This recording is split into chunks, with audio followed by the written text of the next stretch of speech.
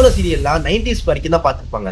இப்போ வரப்போற சீரியல் என்ன மாதிரி ஒரு 2000க்கு அப்புறம் பிறந்தவங்களும் இந்த சீரியல்ல முக்கியமா கண்டிப்பா பார்த்திருப்பாங்க. இந்த சீரியல் எல்லார் மனசுக்கும் நீங்க இடம் பிடிச்சது அதுதான் திருமதி செல்வம்.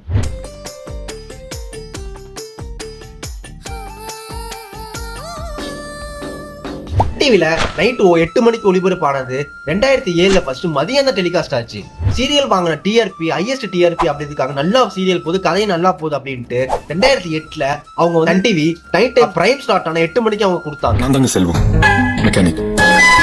எனக்கு தெரிஞ்சதெல்லாம் என்னோட ஷெட்யூல் என் குடும்பமும் மட்டும்தாங்க. நேரம் இது கோலங்கள் முடிஞ்சதுக்கு அப்புறம் இது பீக்கிறது அது முடிகிற வரைக்குமே அதுதான் நம்பர் 1 சீரியலா இருந்தது. இந்த விஷயத்துல உண்மையிலேயே நான் பெரிய பாக்கியசாலி தான். இந்த சீரியலுமே சிம்பிள் கதை தான். மெக்கானிக்கா இருக்கிற செல்வம் அதாவது சஞ்சீவ் மெக்கானிக்கல் இன்ஜினியர் படிச்சிருக்கேன்னு சொல்லி அர்ச்சனாவை கல்யாணம் பண்ணிப்பாங்க. 1000 போய் சொல்லி ஒரு கல்யாணத்தை பண்ணலாமே, நான் ஒரு போய் தானே சொன்னேன், அது பெரிய பாவமா?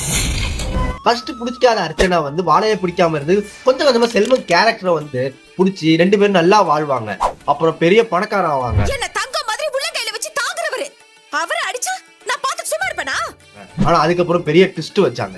லோகத்துல ஒரு நல்லவன் உண்டாயினில் அது செல்வம் என்றா அப்படின்ட்டு அந்த நேரத்துல சினிமாக்கள்லயும் சுத்தி உள்ளவங்களையும் எனக்கு செல்வம் மாதிரிதான் மாப்பிள்ளை வேணும் பொண்ணுங்கள்லயும் அவ்வளவு செல்வம் நல்லவங்களா காட்டினாங்க. மாமி திருமதி செல்வம் நாடகத்துல செல்வம் கேரக்டர் எப்படி?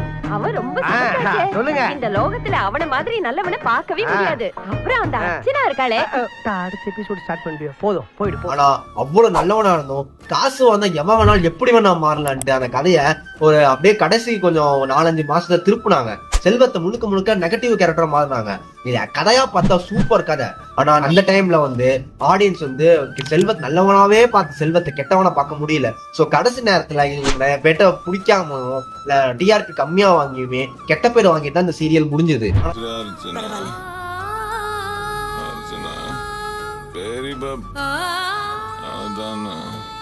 ஆனா இந்த சீரியல்ல மிகப்பெரிய சொல்லு ஆசு வந்தாலும் நல்லவனு கெட்டவன் மாறுவான் அப்படின்ட்டு. முக்கியமா இந்த சீரியலோட கிளைமேக்ஸ் எந்த சீனுமே வராது. அந்த ரோட்ல உட்காந்துக்கிட்டு நாளை நமதே ஒரு பாட்டு வரும். அதை சஞ்சீவ் கொடுத்த ரியாக்ஷன் அதெல்லாம் அல்டிமேட்டா இருக்கும்.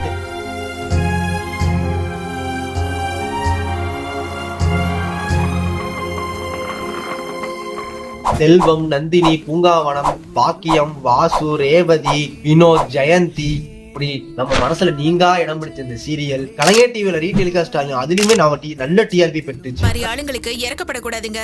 வேண விதைச்சவன் வேண இருப்பான்.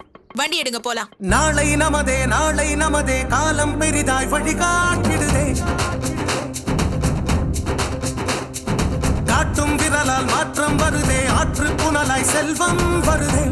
படும் கனவுகள் உயிர் பெறுதே, கொட்டிய வியர்வை துளிகள் மரமாய் எழுதே. திட்டிய உறவுகள் கடைசியா பார்க்க போறது சன் டிவில லாஸ்ட் எனக்கு கேட்ட எப்பிக்கான ஒரு டிஆர்பி பெற்று கடைசியா சீரியல் தெய்வ மகள். நாளை நமதே காலம் பெரிதாய் வழிகாட்டிடுதே.